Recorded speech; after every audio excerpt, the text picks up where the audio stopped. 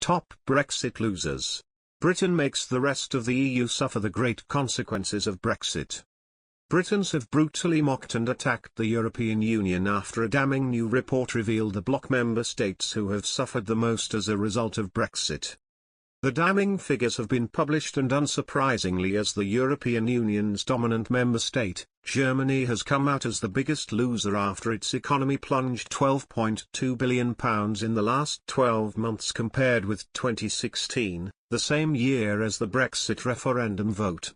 The EU's biggest economy was followed by Belgium, £3.7 billion, France, £3.3 billion, the Netherlands, £2.7 billion, and Spain, £2.6 billion.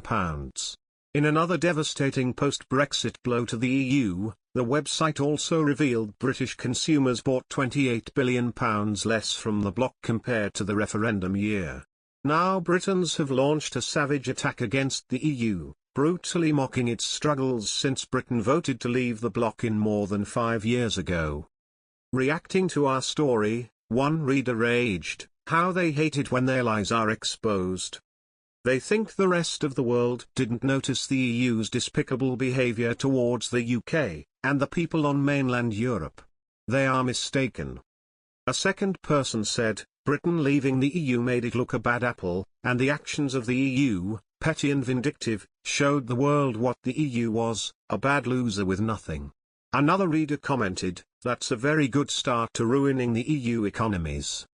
Just think what we can do with a bit more effort. This isn't just a flash in the pan either, the EU can look forward to this every year from now on. A fourth person warned, can't wait for us to start being as awkward as the EU has chosen to be when we start checking their stuff more rigorously. This light touch won't be going on for much longer. Explained alongside the findings, the huge loss of trade experienced by member nations was not a COVID effect or because of new border controls. The website said, as the EU's largest economy, it is not surprising Germany has lost most in terms of financial totals. If an EU country sells more, it loses more if there is a trend away from buying from EU countries. The actual totals in pounds can therefore disguise the impact on individual countries. Added, the problems at the borders have all been about UK exports, not EU imports. These have been caused by the overzealous actions of the EU and its customs authorities in allowing UK goods going to the EU. Goods flowing the other way, from the EU into the UK have continued to flow thanks to the UK deciding to operate a light touch customs operation with the EU. To the best of our knowledge, no EU trucks have been impounded in the UK due to a French lorry driver having a half-eaten baguette jambon in his cab. This is not the case with the EU, sadly. Last week the chairman of Marks & Spencer described how an M&S lorry had been impounded in the Republic of Ireland because their driver had a ham sandwich in his cab. The driver was then forced to complete hundreds of pages of EU forms by Irish customs officials before being allowed in.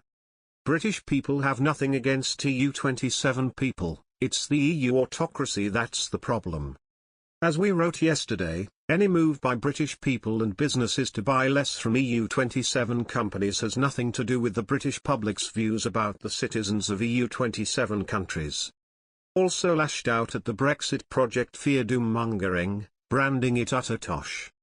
It continued, today the United Kingdom is the 5th largest economy in the world according to the IMF. Who wouldn't be queuing up to sell to us?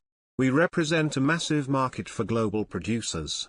We are home to the world's international business language. We have the most powerful financial hub in Europe.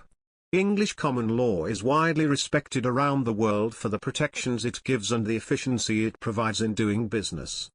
And, as if all that wasn't enough, we have the most fecund Prime Minister in the world, sporting the world's worst haircut. What's not to like? World's